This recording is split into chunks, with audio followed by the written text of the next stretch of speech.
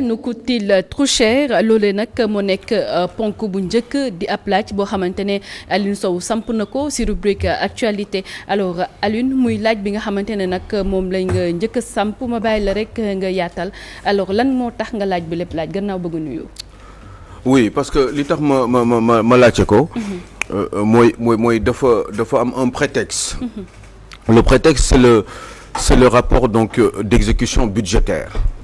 Alors pour waxtaan bu simple pour sénégalais yi ñuy déglu.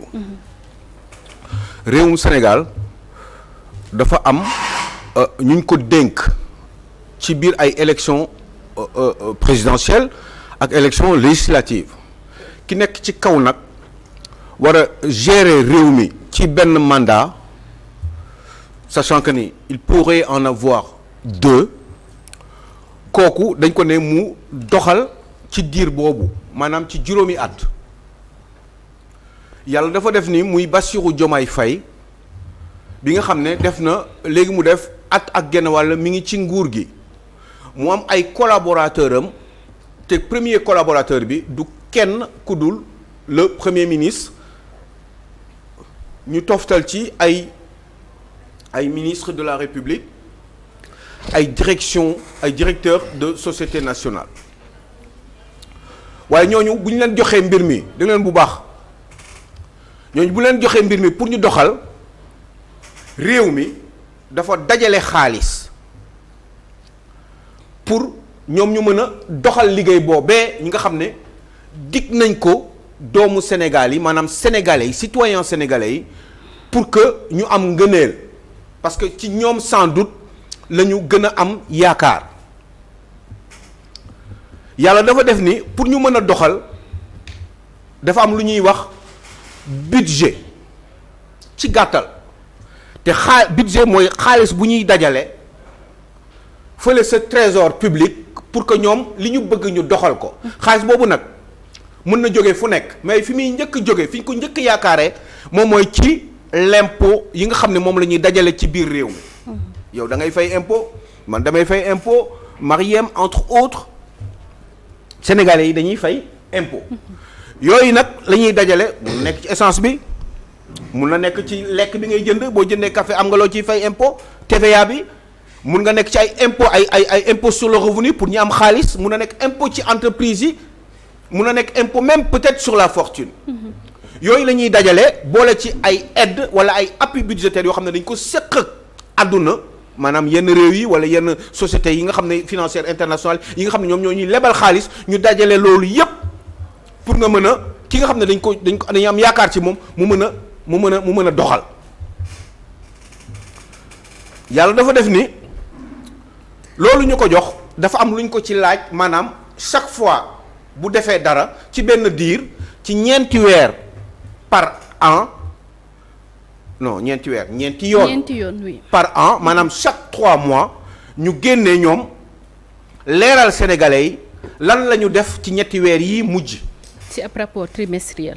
moo tax ñu naan rapport d'exécution budgétaire boo xam ne c'est un rapport trimestriel.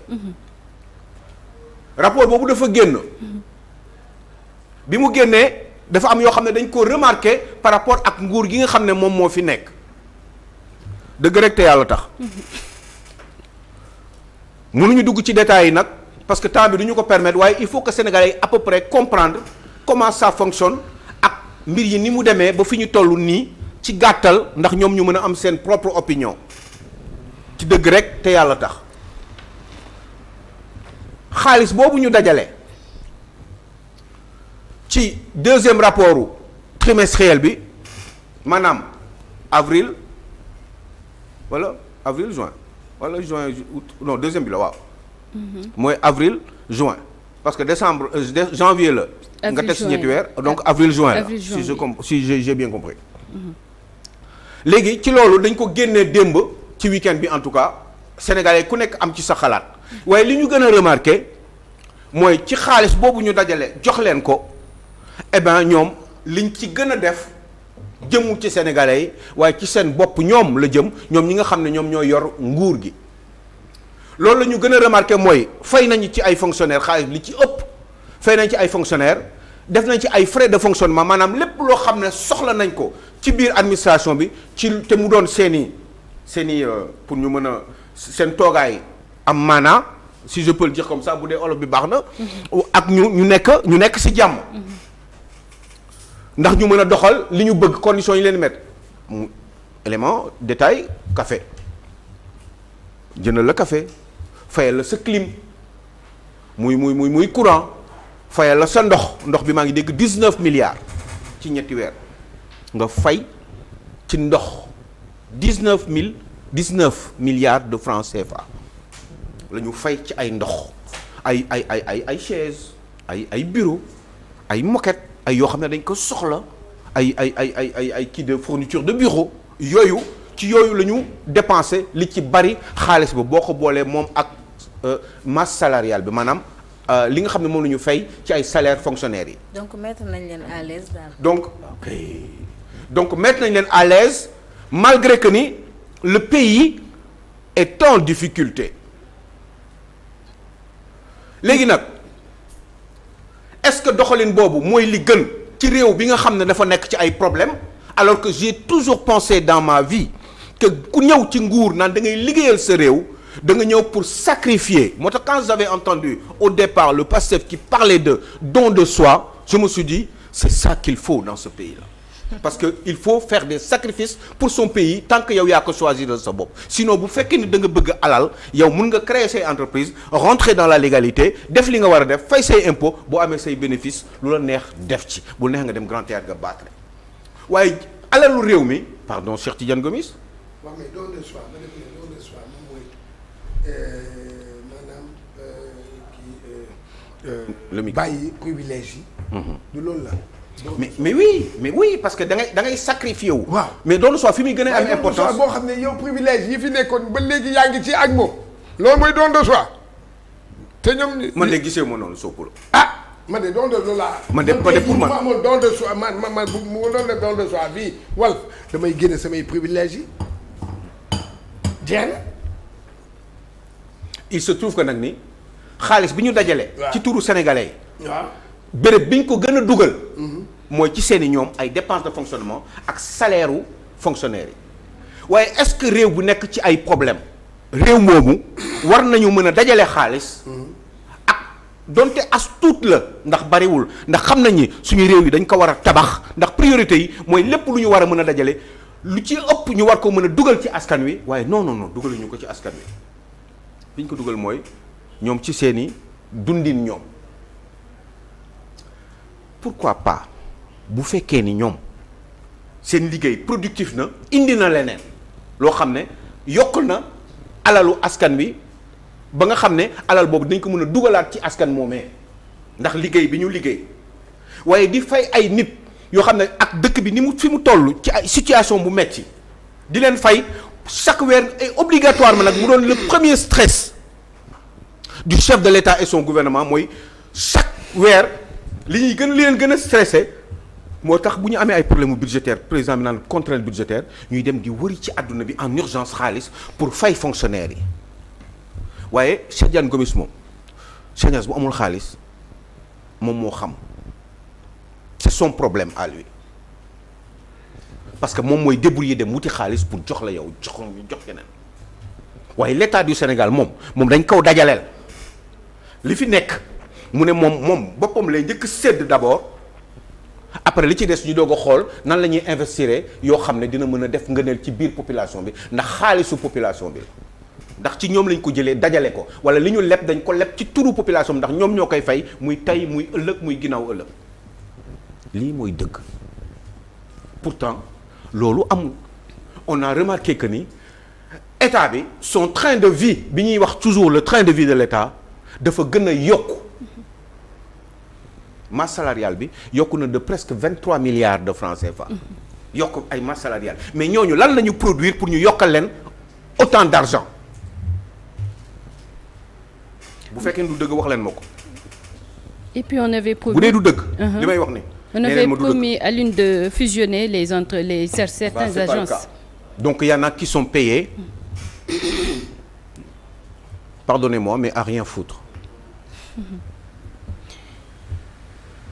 est-ce que loolu lu normal la cim réew bi nga xam ne dañu ne dafa nekk ci situation bu méttee métti ba nit ñi daan wax 4e sous-sol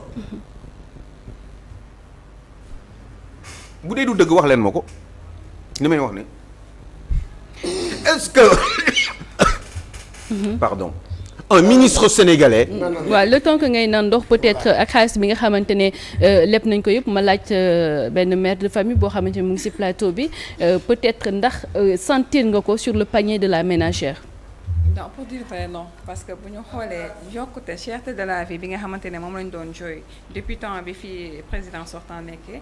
ba tey moo fi nekk su yokkul sax ndax marché bi lépp cher na. muy ceeb diwlin ndugg beeg lépp. mais ceeb bi wàññi woon nañ ko di. ba si jën bi. mais xam nga bu ñu nee wàññi nañu ceeb bi ñi nga xamante ne seen loxo jotewul seen ginnaaw li ñuy utiliser lu ëpp mooy bi nga xamante ne non parfumé mais ñenn ñi ci sofi parfumé bi la ñuy utiliser.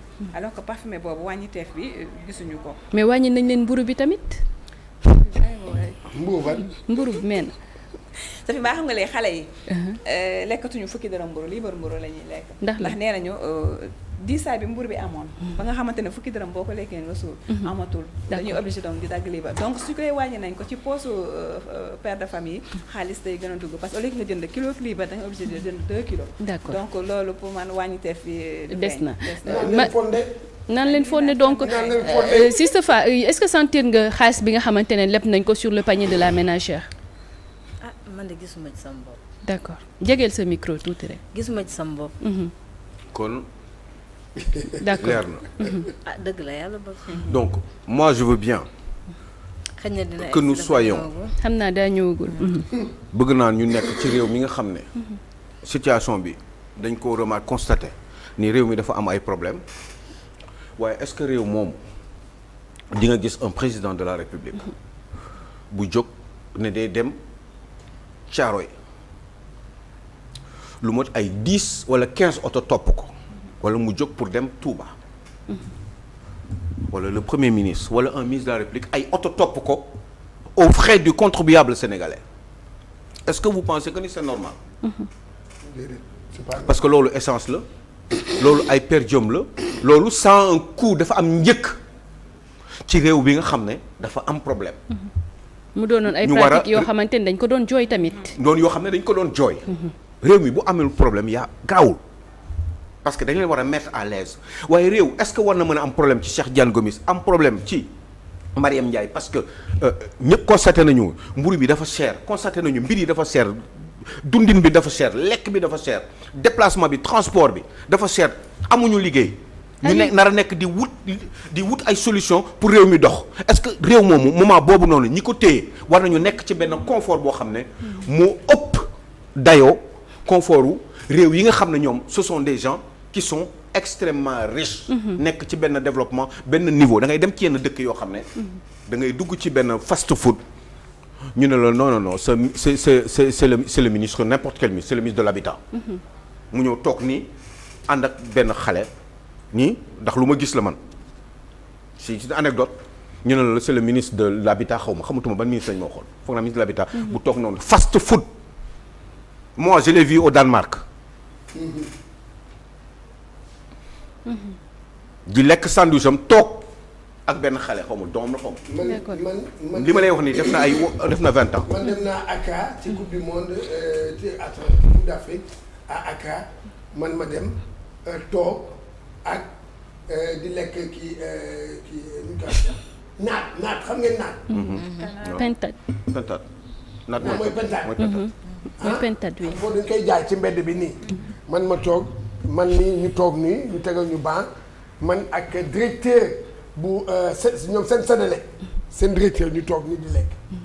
man de toog naa si loolu laal doon bëgg interpeller Sénélec boobu nga wax xam nga parfois au-delà de la location y a aussi électricité bi Aline mu ngi wax yu cher Marème mu ngi wax yu cher mais Cheikh Tidiane soo gisee yenn compteurs yi si mbedd mi nee naan teint ndax rouge. parce que le courant et l'électricité coûte excessivement cher aussi. waaw léegi ñooñu ci administration boobu. ñoom ngay dégg ñu ne la. ci ñetti weer yi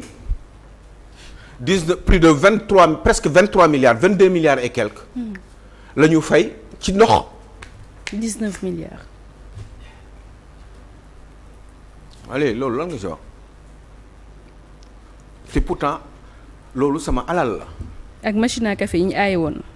Bassirou Diomaye Faye qui part quelque part qui prend l'avion présidentiel Ousmane Sonko qui prend l'avion présidentiel les ministres qui prennent ay classe business à 5 wala 10 millions pour dem France eh bien man sama xaalis la man mi nga xam ne man mii ma war a jënd mburu bi may jëndee xaw ma ñaata 200 xaw ma lan la xaw ma ñaata lay jar kilo eh bien man mburu boobu laa wax man dañ ma si teq man benn somme pour jox ko ñoom pour ñu dem def seen yooyee ngay dégg noonu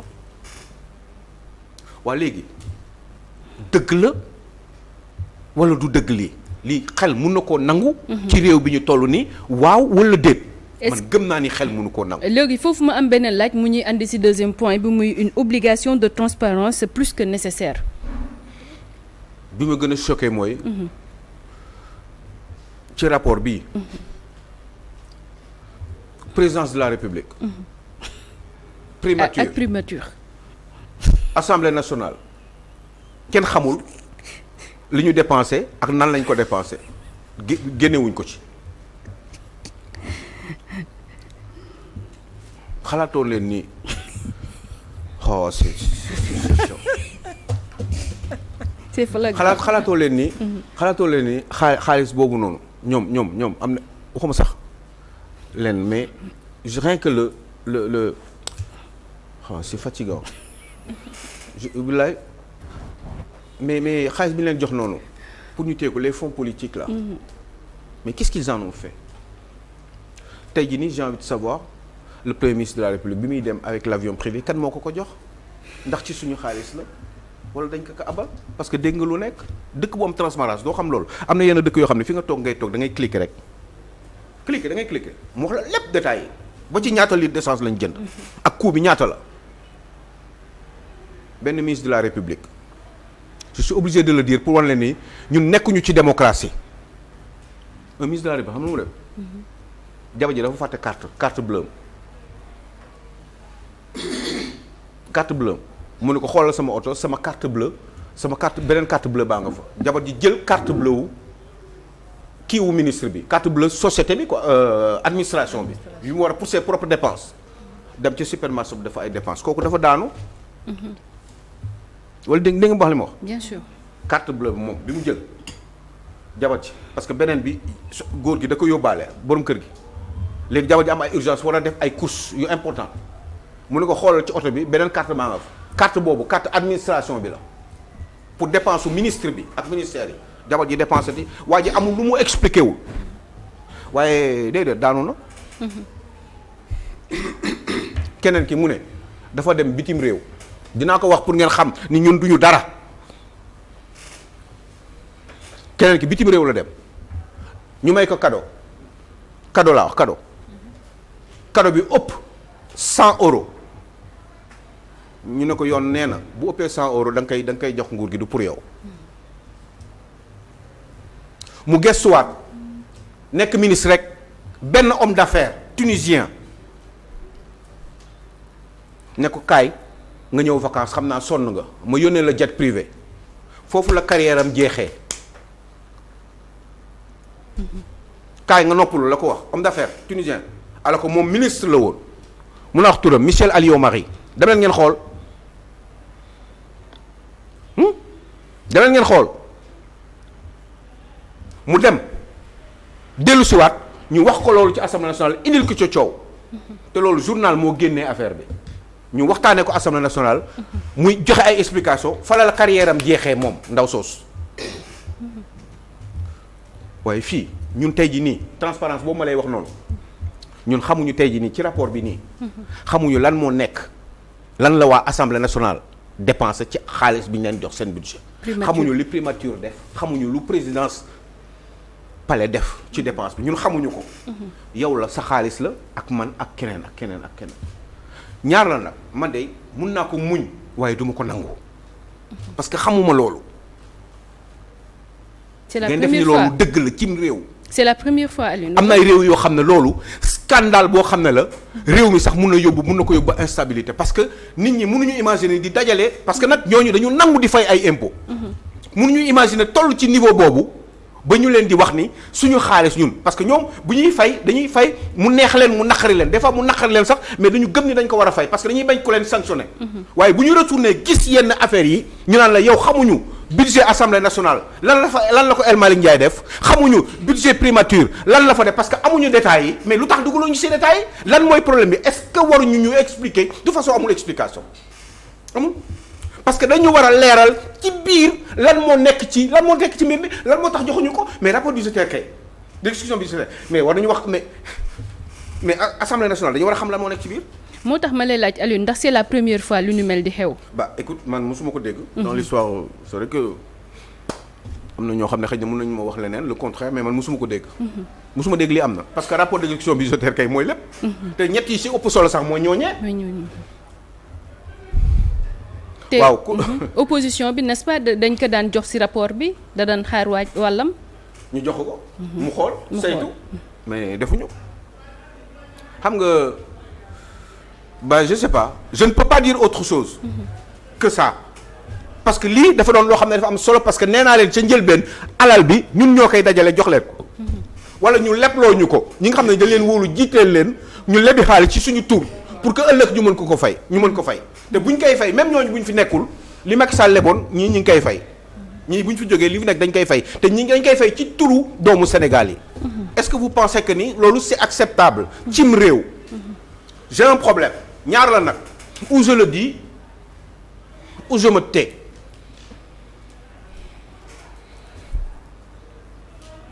faut ñu góorgóorlu cim réew. il faut ñu doxal ko am leen 100 millions de milliards de barils de pétrole am leen gaz lu leen neex waaye réew yii nii yii day tàddeel réew parce que tey jii nii bés bu ñu nee 100 millions de barils la ñu am ëllëg mun nga ñëw ñu ne non 20 000 kese la parce que différence bi lijjanti nañ ko feneen kon ça me pose un problème. d'accord te gëm naa ni képp koo xam ne sa axulaay taalaa ngay waxee xam nga ni lii may wax ni dëgg la man mënuma comprendre lii nga xam ne moom mooy dépense yi nga xam ne moom moo am ci ñetti structure yoo xam ne ñett yooyu ñoo ëpp doole cim réew xamuñu lan la ñu def ak ñaata la ñu dépensé xamuñu ko léegi on fait comment encore une fois on se tait wala ku mun muñ ah comment dire ku muñ nañu muñ. ku muñ. ah kon muñ leen. dinañ mës a muñ xëy na. c'est pas normal. d'accord nañu waxante dëgg. nañu góorgóorlu nañu machin il faut absolument une réorientation politico-économique dans ce pays-là yi ñu war a defar moo bari te pour loolu je pense que ni c'est pas encore trop tard. ça fait que ça va faire 1 an et demi il faut que président Bassirou Diomaye Faye ak ñoom Ousmane Sonko ak ñooñu ñi nga xam ne ñoom ñoo yor nguur gi ñu góorgóorlu def seen kamtalaay kàttan pour mbir yi changer dans le plus bref délai parce que ñoom ñooy autorité bi mën nañ ko lu ñu décider dafay am lu ñu décider wul du am lu ñu wane day leer lu ñu wanewul day lëndëm. peut-être après dinañ def conférence de presse il faut un remaniement ministériel lii jar xoolal lii sax man lii en général man li ma xam. mooy yi mel ni bu génnee. moi je pense que le ministre des finances dafa war a toog. def conférence de presse expliquer ñu. parce que peut-être que ñett yooyu ma wax noonu structure yooyu nga xam ne kenn génnewul seen i détails ci seen i ay dépenses xëy na bu toogoon dinañu ko wax. léegi yow man damay laaj gymnastique bi ngay wax nii budget kii bi boobu est-ce que daan nañ ko def comme ñoom ni ñu koy defee nii génne ko ci yeneen nguur yi daan na am. mais mu am ak mu ñàkk am loolu moo war a nekk. waaw dama ne ndax nguur yële ñu ko. je me rappelle plus Cheikh Tidiane mais logique bi mooy mais attends rapport d'exécution budgétaire c'est évident pour ñi xam tuuti finance publique nu muy doxee. loolu dafa war a génn mënuma dem di ko vérifier parce que xamuma. y en a eu tellement de rapports y en a 4 par an depuis qu'on est indépendant depuis que Sénégal y en a 4 donc. mais si rapport yi da doon non dafa war a leer ba bu mujjantal bi sax si lañ doon toppee à Macky Sall que ni génnewu ko woon te li ko waraloon bokkoon na si passation de service bi ak li nga xamante ne moo doon élection présidentielle bi. il faut mais tënkal foofu après ma am benn laaj boo xamante ne laaj naa la. il faut une nouvelle réorientation comme je le dis d'accord politico-économique il faut que ñu Sénégal ñu bon il faut un remaniement il faut ñu changer et puis nañu jël kàngam yi. nañu jël nitu vertu yi pas ñuy wax vertu kenn du ko wax dañ koy jëf vertu du lu ñuy wax machin et cetera non. moi je peux pas considérer que nit am na ay vertu te lii man gisuma ko nii feeñaluñ ko j'ai un problème mun naa nag rafet njort. douter parce que peut-être mun naa am ay éléments yu ma manqué. mais ça me fait bizarre quand même parce qu'il y a un minimum boo xam ne xam nañ ko quand même dans le fonctionnement des finances publiques. D'accord. Donc il y a quelque chose qui ne va pas. Donc il faut absolument un remaniement ministériel. ñu jël kàngam yi boroom xam-xam yi ñi nga xam ne am nañu éthique réew mi il faut ñu changer ko du ay wax du coow du ay commentaires. du ay conférences il faut poser des actes. remaniement ministériel yan poste nga yaakaar ne mën nañ fa andi wax ay coppite pour yow lan moo doxul. bah c'est sans tout. maanaam gouvernement bi yëpp ñu tëpp wala yan coppite c'est-à-dire xam nga loolu bon bah ce serait un peu trop kii pour wax ci parce que déjà tuuti naa ci pour kii mais sama xalaat bu ndaw tuuti rek mooy quand ça ne va pas on change rapidement pour gagner du temps par rapport ak diir bi ñu la jox pour nga liggéey ndax nga mën a indi ay solution pour mën a convaincre sénégalais yi am nga loo fi jot a def sinon jours yi dafay gaaw bi nga xam ne semaine yi gaaw weer yi gaaw at yi gaaw da ngay retrouver wu tout de suite ñu ne la on est en 2027 2028 et que vous vous rendez compte que vous n'avez rien fait dépenses d'investissement pratiquement 2 milliards moins de 3 milliards par mois la ñu def depuis qu'ils sont là.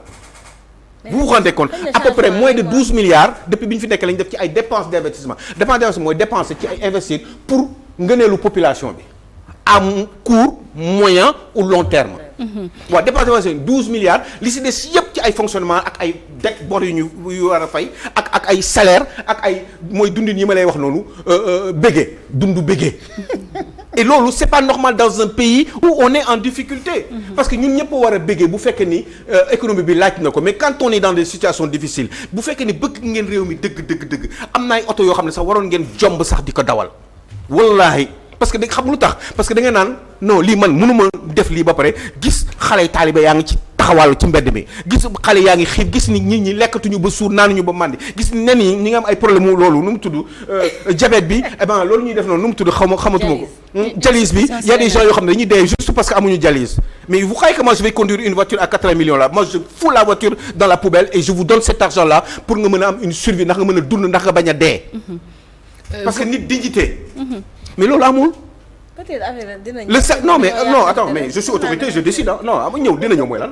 non moi je suis autorité je décide damay ñëw ci nguur dama koy décider bu fekkee ne am na ay point de blocage dinaa ko expliquer Sénégalais wax leen lii moo tax mais léegi tout de suite laa ko bëgg a def dama naan fonds politique ba du ma ko jaxase wala dama bëgg mu leer tout de suite je le fais dama naan diw dafa sàcc dama koy jëli dama naan Modou Gueye mi ngi bitim réew dinaa seet Modou Gueye lan moo tax mu nekk bitim réew ma ñëw wax ko Sénégalais yi lépp day leer benn par benn ñi nekk bitim réew ñoom ñëpp ay bëgg naa ñi fi nekkoon ay ministres ñu ñëw tous mais je décide xanaa du may autorité mais si sa autorité Abdoulaye Daouda Diallo nekk fi eh ben d'accord ok bah très bien pourquoi il est parti moom lan la fi def nan la gérer conseil économique social et environnemental je décide tout de suite te du ma tere kon ne di gérer li ma war a gérer parce que am na pàcc boo xam ne dama koy jox nguur dama koy jox justice mu def liggéeyam mais am un suivi nag lépp lu am nekk un facteur bloquant ma wax ko sénégalais parce que nag normalement bu dee may autorité lu ma bëgg day am képp kuy sàcc sàcc alal réew mi te mu wóor ma ne lii loolu la day leer naññ parce que dafa gaaw ndax dañu soxla xaalis on fait très très vite il faut aller vite parce que sénégalais yi ñu soxla parce que entre temps boo xaaree une semaine boo xaaree un mois ñaata sénégalais ñoo dee ci ay feebaru détails yoo xam ne